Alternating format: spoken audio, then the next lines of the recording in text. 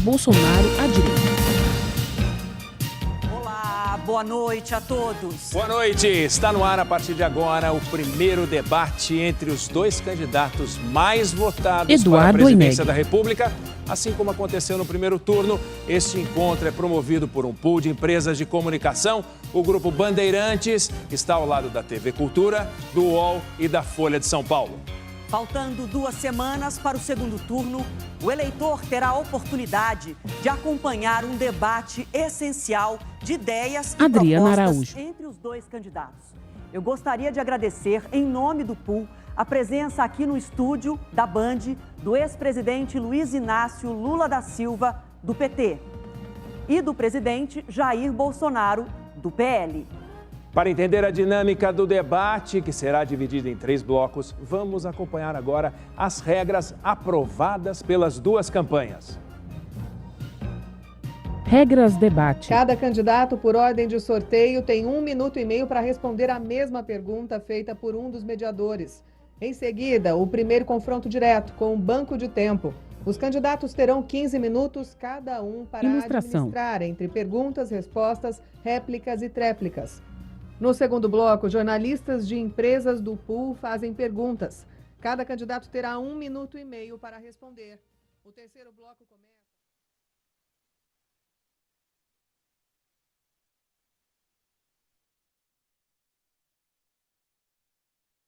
Jornalistas de empresas do pool fazem perguntas.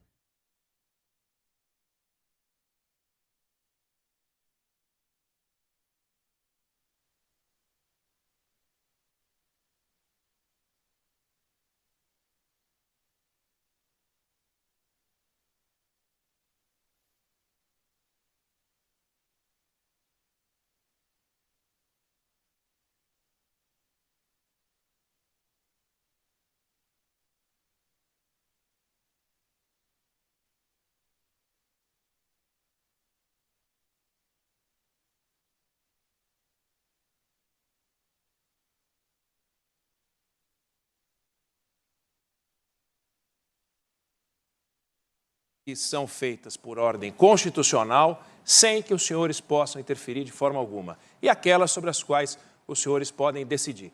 Nos países avançados, nos países mais civilizados, em termos orçamentários, metade do orçamento é controlado desta forma constitucional e metade é comandado pelo presidente. Aqui no Brasil, 96% do dinheiro vai direto para o seu destino, sem a mão do presidente, sobram 4 na mão do presidente da República.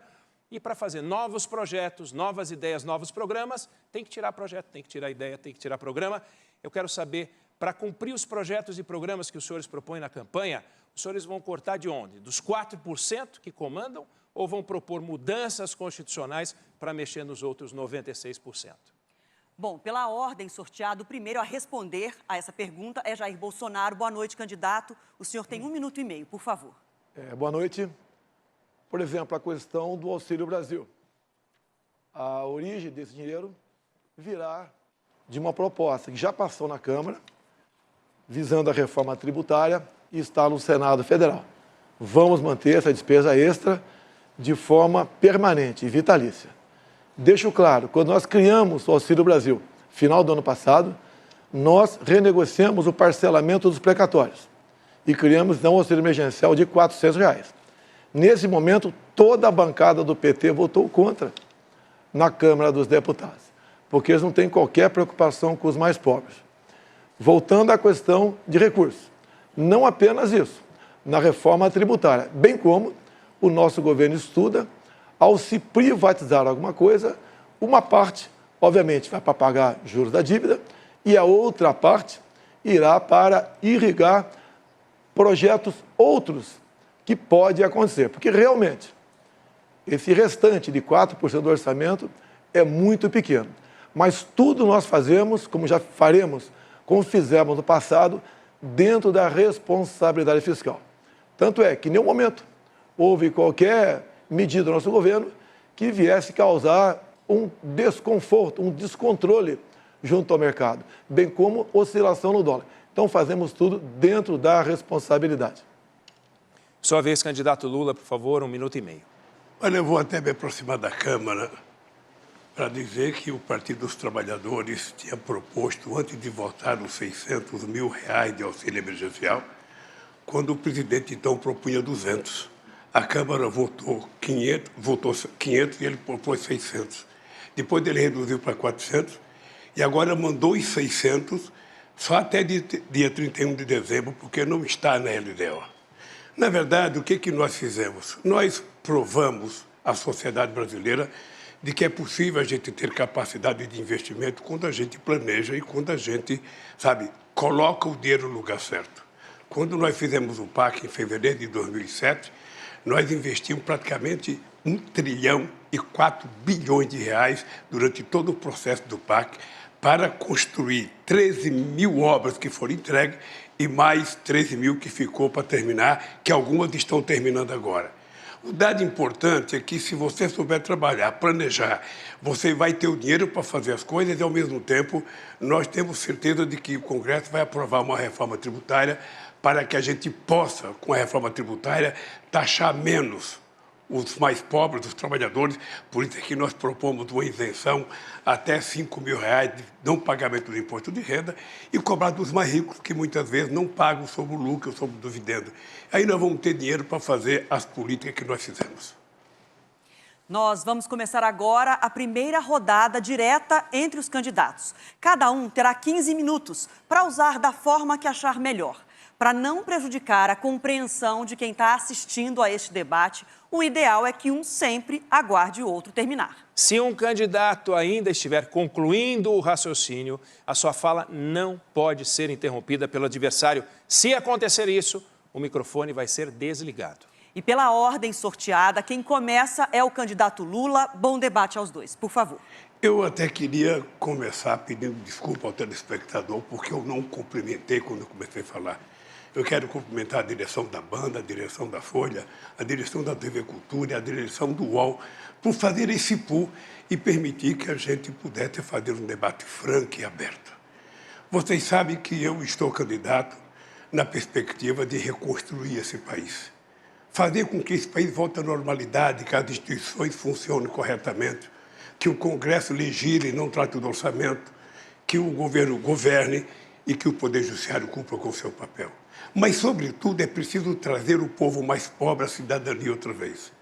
Quando eu governei de 2003 a 2010, nós fizemos a maior política de inclusão social que a história desse país conheceu. Nós geramos 22 milhões de empregos, nós aumentamos o salário mínimo, nós fomos o governo que mais fez universidade e escola técnica nesse país. E, por isso, eu até gostaria de fazer uma pergunta para o candidato, o meu adversário. Quantas universidades e quantas escolas técnicas o senhor fez como presidente da República? Primeiramente, o senhor Lula confunde auxílio emergencial com Auxílio Brasil. O auxílio emergencial de R$600.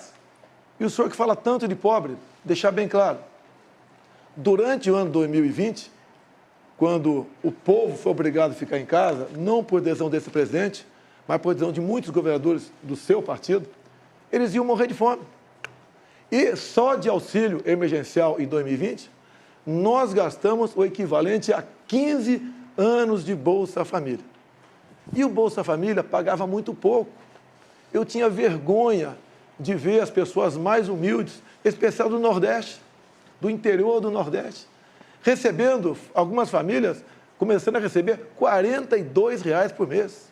O senhor só podia dar algo melhor, como está dizendo agora, por que não deu lá atrás? Porque agora, quando a gente chega e passa para 400, contra a sua bancada do PT, e depois passa para 600, o senhor quer se arvorar de grande benfeitor que vai prometer. O senhor promete o tempo todo. O senhor prometeu levar água para o Nordeste. E agora o senhor está prometendo picanha e cerveja.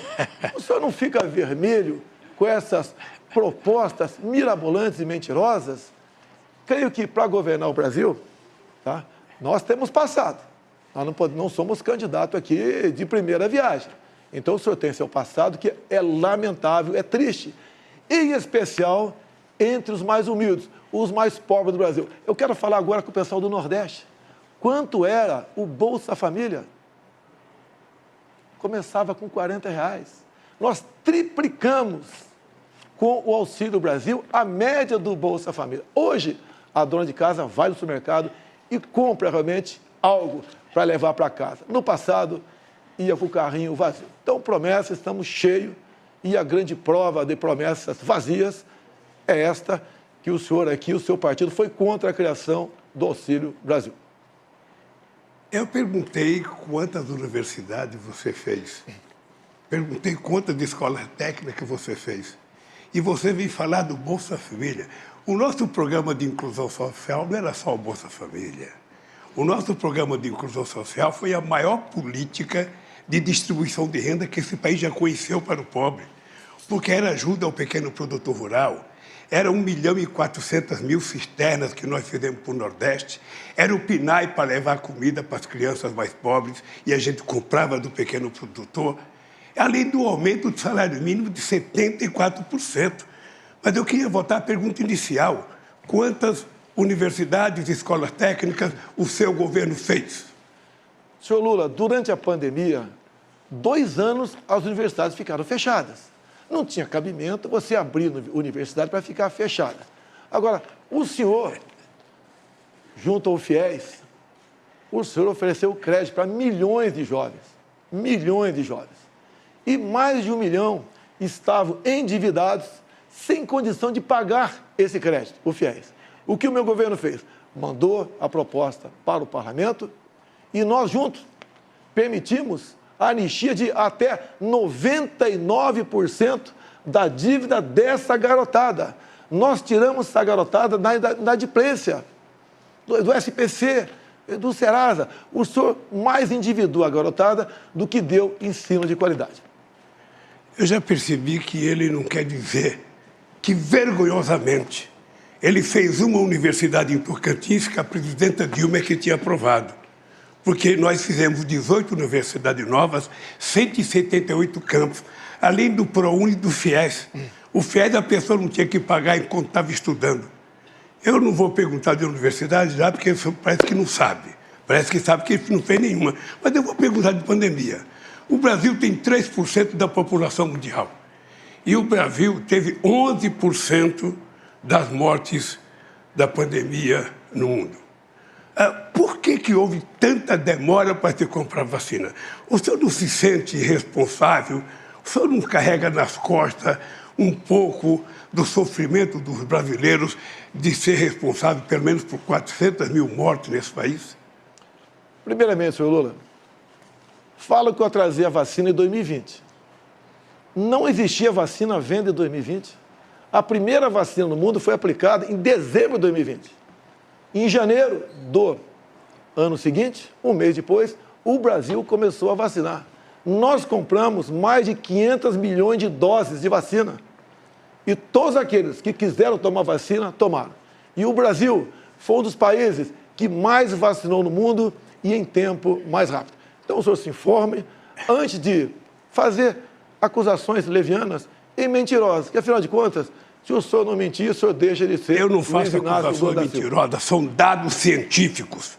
O senhor atrasou a vacina, depois teve um processo, inclusive, de corrupção definido e denunciado pela CPI, e o fato concreto é que a sua negligência fez com que 680 pessoas morressem, quando mais de metade poderia ter sido salva. A verdade é que o senhor não cuidou, debochou, riu, dizia que não tomava vacina, quem tomava vacina virava jacaré, que virava homossexual, que não podia tomar vacina. O senhor gozou das pessoas, imitou as pessoas morrendo afogada por falta de oxigênio em Manaus. Ou seja, não tem na história de nenhum governo do mundo alguém que brincou com a pandemia e com a morte como você brincou. Brincou. É só mostrar na televisão, não vai dizer que é fake news, não, porque você aparece na televisão rindo, imitando pessoas sem ar, você aparece dizendo que quem tomar vacina vai pegar, você virou remédio, você virou vendedor de um remédio que não servia para nada, Você divulgou um remédio que a ciência negou o tempo inteiro. Você não respeitou o Butantan. Você não respeitou a Fiocruz, que são laboratórios de excelência neste país, que poderia ter lhe ajudado. Se tivesse humildade, você poderia ter resolvido parte do problema.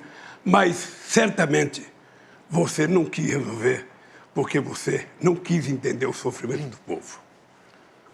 Senhor Lula, tem um vídeo do senhor dando graças a Deus que a natureza criou o Covid. Senhor Lula, o que eu fui contra foi o protocolo do senhor Mandetta, que mandava a pessoa infectada ir para casa até sentir falta de ar. E eu fiquei indignado com isso.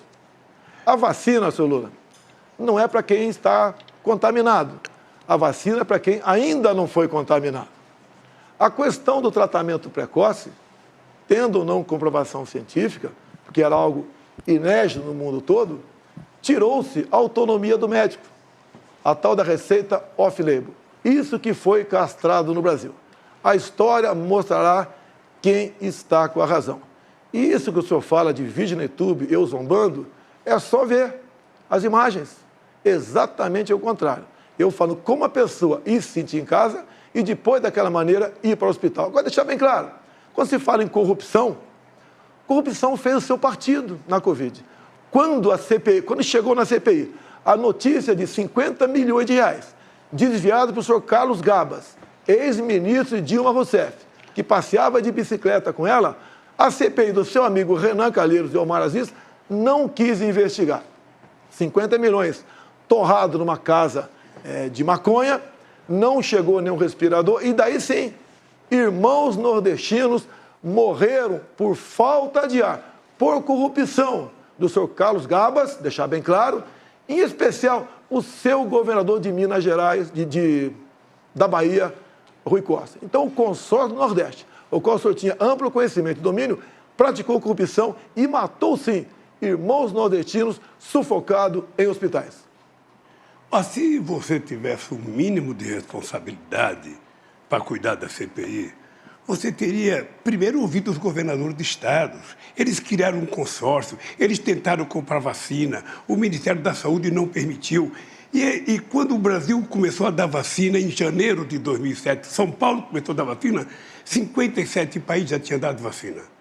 A verdade, Bolsonaro, a verdade é que você colocou o ministro da Saúde que não entendia. O único que parece que entendia um pouco era o Mandetta, que o senhor tirou logo. Depois colocou um outro que não entendia, até chegar no Pazuello. O Pazuello era visível que ele não entendia nada de saúde, era visível que tinha sido montada uma turma lá para comprar vacina. Ou seja, tinha a denúncia de que a CPI provou, e está no processo, eu espero que o procurador vai investigar, de que tinha gente reivindicando $1 por cada dose de vacina vendida. Isso está na CPI, está no relatório da CPI, o Brasil inteiro viu, e obviamente que o povo espera que um dia a Procuradoria-Geral da República investigue para saber o fundo de verdade ou não. Segundo a CPI, a Covaxin não vendeu nenhuma vacina no Brasil. Então, para de mentir. Não teve corrupção porque não teve vacina no Brasil.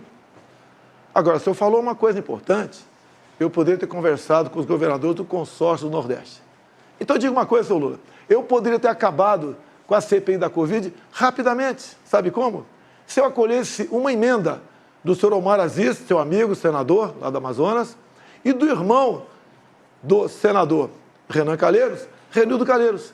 Porque eles queriam, nessa emenda, a uma medida provisória nossa, que qualquer governador e prefeito, que pese a grande maioria serem honestos, tá, pudessem comprar vacina em qualquer lugar do mundo, sem a certificação da Anvisa e sem a licitação. Seria a festa, a roubalheira maior. E quem pagaria a conta? O governo federal. Então, não aceitamos a continuidade da roubalheira do consórcio Nordeste, depois de 50 milhões, queria continuar comprando vacina em qualquer lugar do mundo, sem certificação e sem licitação. Uma vergonha se tivesse sido aprovado. Não aceitei ser aprovado e a CPI foi embora e não achou nada sobre mim ou sobre o senhor Pazuello, porque nada nós devemos. Não, a vergonha, na verdade, é você carregar nas costas a morte de 400 pessoas que poderia ter sido evitada se tivesse comprado a vacina no tempo certo, no tempo correto. A ciência fala isso todo dia. O senhor recebeu proposta de vacina muito cedo e não quis comprar porque não acreditava. É visível, o povo brasileiro sabe que você começou não acreditando na pandemia. Era uma gripezinha, era uma coisa que ia matar um ou outro velhinho. Era assim que você tratava a questão da pandemia. O Mandetta foi mandado embora porque o Mandetta dizia que a pandemia era grave, que era preciso cuidar. Mas você não. Você resolveu dizer que era uma gripezinha, brincava de não tomar vacina, colocou em sigilo o seu cartão de vacina para ninguém saber se você tomou ou não tomou. Ou seja, numa atitude que afrontava, sabe, a fé do povo brasileiro, que queria um presidente que cuidasse com carinho, que evitasse a quantidade de mortes que houve. Isso não foi feito pelo presidente Bolsonaro. Em fevereiro de 2020, nós decretamos estado de emergência no Brasil. A TV Globo, com todo o seu conglomerado, com o seu Drauzio Varela, começaram a falar exatamente o contrário. O Brasil é um clima quente, não tenham medo da Covid. E quem falou em gripezinha foi lá. O que eu sempre disse, que as pessoas saudáveis não tinham o que temer no tocante à Covid. Não poderia abusar, obviamente. E nós recomendamos aos mais idosos e aos que com morbidade realmente tomassem cuidado. Foi o papel do governo, que em primeiro lugar, talvez, do mundo, decretou estado de emergência, que foi ignorado por aqueles que queriam o carnaval a qualquer preço. Então, senhor Lula, não continue mentindo, pega mal até para a sua idade. Pelo seu passado, não vou dizer que o seu passado é lamentável. Ah, mentira é você. Mentira é você. Porque os números estão ali na empresa todo dia. Você é o rei da fake news, é o rei da estupidez de mentir para a sociedade brasileira. E você mentiu sobre a vacina o tempo inteiro, negligenciou a vacina, e o Brasil hoje carrega a pecha de ser o país, sabe, que tem mais morte pelo Covid. É lamentável. E mais ainda, o senhor não se dignou a visitar uma família que teve alguém que morreu de Covid. E depois, para mostrar que é bonzinho, tentou ir no enterro da rainha da Inglaterra, quando poderia ter visitado centenas de pessoas que morreram do Covid aqui. Disse que não morreu nenhuma criança, morreu 2.000 crianças de Covid. Mas disse que não morreu porque o senhor não queria acreditar na Covid. Era preciso continuar mentindo sobre a Covid, era preciso continuar desacreditando. E eu sei o que pensa o povo que perdeu alguma ente querida. Eu mesmo perdi uma sogra, sabe, por causa do Covid. Fez discurso em cima do caixão da esposa e está se comovendo pela sogra. Senhor Lula, entenda uma coisa, senhor Lula. Entenda uma coisa, por favor. Os enterros eram com caixão lacrado. Ninguém podia ir ao enterro, nem familiares. E eu visitei hospitais, sim. E o senhor não tem conhecimento. Só que eu não preciso fazer propaganda do que faço. Me comovi. Me preocupei com cada morte no Brasil. Repito, o Brasil é o país... Você se preocupou como? Interrompendo. Você ria o tempo inteiro.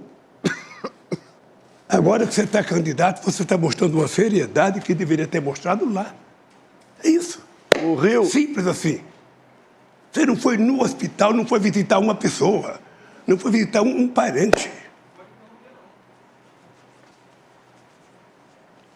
O Rio é mais uma mentira tua. Basta ver o vídeo quando aconteceu a questão da falta de ar. Vocês são especialistas em pegar vídeos, filmes e cortar o pedaço que interessa para vocês. Tá? Você sabe quem é especialista nisso. Você sabe quem é o rei da Então, fake news. Você sabe. Candidato Lula, deixa o presidente, candidato Bolsonaro, terminar o raciocínio. Ah, tá bom. Repito, nós compramos 500 milhões de doses de vacina. Entregamos com a logística nossa para estados e municípios. O Brasil foi um exemplo para o mundo no tocante à vacinação. Menos de um mês, depois da primeira dose aplicada no mundo, o Brasil começou a aplicar. E todas as vacinas foram compradas pelo governo federal. Nos orgulhamos desse trabalho. Salvamos milhões de vidas. Se fosse com alguém no teu governo, alguém do consórcio Nordeste, vocês tinham roubado tudo e teria morrido muita gente cuja morte poderiam ter sido... Eu vou lhe contar como é que se vacina. Em 2010, teve a gripe H1N1. Em 3 meses, nós vacinamos 80 milhões de pessoas. Em 3 meses. Porque o Brasil é um país que tem expertise em vacinação. Aliás, o Brasil é exemplo do mundo em vacinação. O Brasil vacinou quando teve um presidente que não cuidou e que não foi responsável, que brincava e que não acreditava na vacina. E a verdade é essa. A verdade é essa. Sabe? O senhor carrega nas costas o peso de pelo menos 400 mil pessoas que morreu por conta do negligenciamento e o negacionismo da vacina. Chega de mentira, vamos passar para outro assunto aqui. Em 2006, 59 policiais foram executados aqui no estado de São Paulo. E por que isso? Porque teriam que transferir o Marcola para um presídio de segurança máxima. Ele não podia mais ficar aqui comandando o crime. O seu governo não transferiu o Marcola. Pelo que tudo indica, fez um acordo com o Marcola e com o seu Alckmin, que era governador de São Paulo naquele tempo. Repito, 2006, 59 policiais assassinados em São Paulo. Teve que eu chegar em 2019, juntamente com o ministro Sérgio Moro, para que nós, então, tirássemos o Marcola de presídio estadual aqui em São Paulo e mandasse para um presídio federal, num regime todo especial, sem qualquer comunicação com o mundo exterior. Isso, rapidamente, começou a cair o número de mortes violentas em nosso país. Por que você não transferiu o Marcola em 2006, já que tinha um pedido do MP estadual fazer isso? Era simpatia, amizade ou um grande acordo naquele momento, juntamente com o seu vice, atualmente, Geraldo Alckmin? O candidato sabe que quem cuida de crime organizado não sou eu. Quem tem relação com o miliciano, que é crime organizado, ele sabe que não sou eu e sabe quem tem. Sabe, inclusive, sabe da culpabilidade que foi o crime organizado que matou a Marielle no Rio de Janeiro. Eu, se tivesse pedido para transferir, a gente transferia porque fui eu que fiz prisão de segurança máxima. 5 prisões, 5. 5 prisões de segurança máxima foi feito no meu governo. E se o Alckmin, governador, não quis transferir, é porque ele tinha razão para não transferir. Quem sabe a segurança dele tinha razão para transferir. Sabe? Mas o dado concreto é o seguinte, você está falando com um cara que fez 5 presídios de segurança máxima nesse país. Quanto você fez? Nenhum. Nenhum. Então, eu acho que a mentira aqui não é minha. A mentira aqui é de um presidente que não pode mentir, porque o presidente tem que respeitar o cargo, não é possível. Senhor Lula, amizade com o bandido. Eu conheço o Rio de Janeiro. O senhor esteve atualmente no Complexo do Salgueiro. Não tinha nenhum policial ao seu lado, só traficante. Tanto é verdade a sua afinidade com traficantes, com bandidos, que nos presídios do Brasil, cada 5 votos, o senhor teve 4 votos. E quando a gente volta para o Marcola foi flagrado. Teve ligação telefônica grampeado. E ele diz ali, chama o senhor de um palavrão, que eu não vou falar aqui, e diz que prefere o senhor do que a mim. Essa é a verdade. Fazer presídio e deixar os amigos soltos em outro presídio comandando o crime, isso é um crime, senhor Lula. Sabe o que eu tenho orgulho? É que eu sou o único candidato a presidente da República que tem o coragem de entrar numa favela, sem colete de segurança. E já não é agora, não. Quando eu era presidente, eu entrava no Rio de Janeiro. E a pessoa falava, vai com cuidado, porque o Bolsonaro é amigo dos milicianos, você vai com cuidado. E eu ia, sabe por quê? Eu acredito no povo. E eu fui numa comunidade no Complexo do Alemão, povo extraordinário, trabalhador, fizemos uma passeata extraordinária, exuberante, e ali não tinha bandido na passeata, ali tinha mulher e homens que trabalham, que levantam às 5 horas da manhã para trabalhar. Os bandidos só sabem onde estão. Os bandidos, sabe, tinha um vizinho seu que tinha 100 armas dentro de casa. Só sabe. Esse não era da favela do Complexo do Alemão. Esse, quem sabe, morava num apartamento na Avenida Copacabana. é achar que o bandido está só no lugar dos pobres. Os grandes bandidos estão no lugar dos ricos. Os pobres são trabalhadores e eu vou votar no Complexo do Alemão.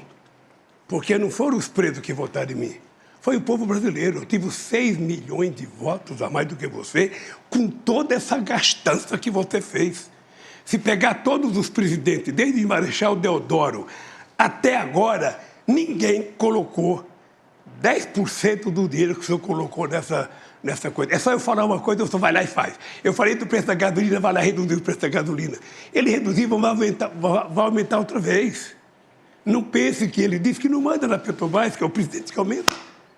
Então, Bolsonaro, se tem um mentiroso aqui, esse mentiroso chama-se Jair Messias Bolsonaro, que tem mentido diariamente ao povo brasileiro. Inclusive, levou água para o Nordeste. Todo mundo sabe que quem fez a transposição do Rio São Francisco foi esse que vos fala, porque eu sou nordestino, já tive a experiência de carregar balde d'água e lata d'água na cabeça. Portanto, não minta. Transposição do São Francisco. Era para ter acabado em 2010. No seu governo. Passou para 2012, governo Dilma. Só que o Brasil vivia uma explosão de corrupção. O senhor negou água para os seus irmãos nordestinos. Eu fui lá com o Rogério Marinho, que agora se elegeu senador pelo Rio Grande do Norte. O povo reconheceu o trabalho dele. O senhor fez, na verdade, é uma obra que não chegava a lugar nenhum. Pegamos uma obra parada há quase 10 anos. É pior uma obra parada há quase 10 anos do que começar uma obra.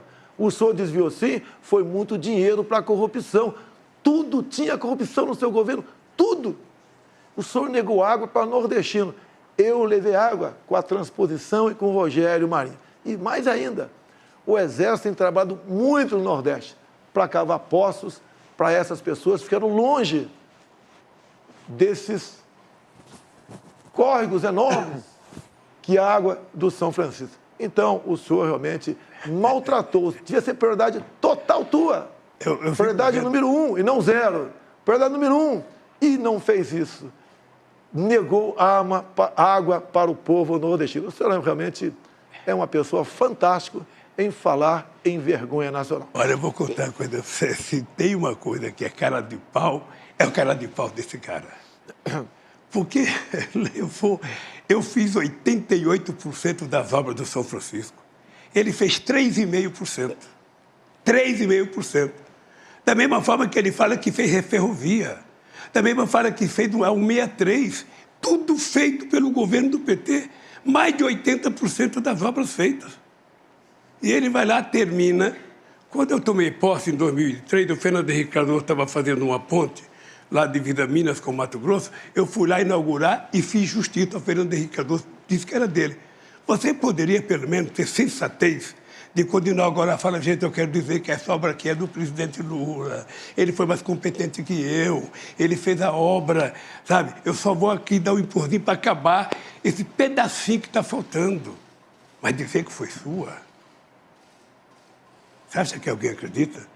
Você acha que o nordestino que está vendo a gente na televisão acredita que foi você que levou água? Que você fez ferrovia? Não tem um projeto seu?